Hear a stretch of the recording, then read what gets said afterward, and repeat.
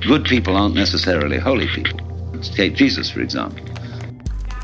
For 10 years, I've been struggling to make films. I've tried to make stuff I believe in, but I'm always let down. Instead, I've decided to document my life and struggle to create. Everybody should do in their lifetime sometime two things. One is to consider death, to observe skulls and skeletons, and to wonder what it will be like to go to sleep and never wake up.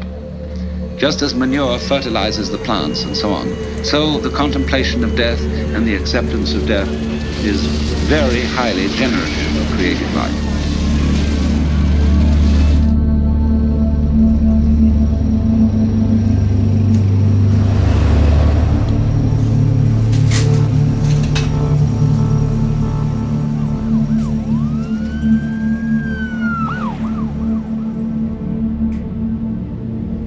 And the other thing to contemplate is to follow the possibility of the idea that you are totally selfish.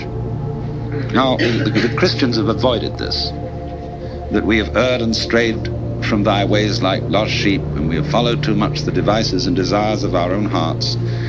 Too much, you know. We have offended against thy holy laws. We have left undone those things which we ought to have done, and we have done those things which we ought not to have done.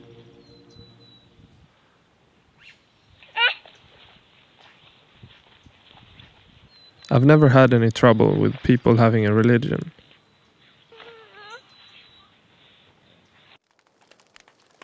But I struggle to understand how any religious person can ignore the fact that most horrific acts are done in the name of God. If everybody would live to be good, acts of evil wouldn't exist. But instead it's the selfishness that killed the 11-year-old girl on Drottningatan last weekend. Good people aren't necessarily holy people. Take Jesus, for example. Think of the Crusades, the Inquisition, the heaven only knows what's gone on in the name of Jesus. So the holy person is scary because he is like the ocean. On a lovely sunny day, you can say, oh, isn't that gorgeous? And you can go into it and relax and float around. But boy, when the storm comes, does that thing get mad. Terrifying.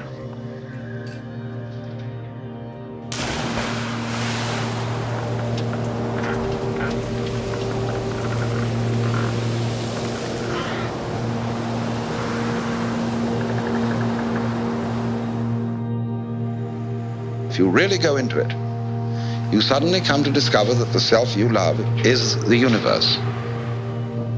You don't like all of it. Perception is selection. Because you see, it's always the devil, the unacknowledged one, that generation comes. Because without the shadow, there can't be the substance.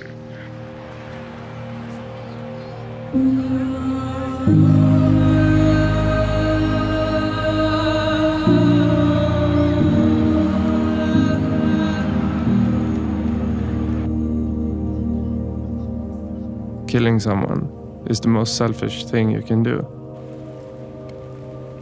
But how are we any different from a selfish terrorist if we would close our borders to those in need? I wish more people would think about that.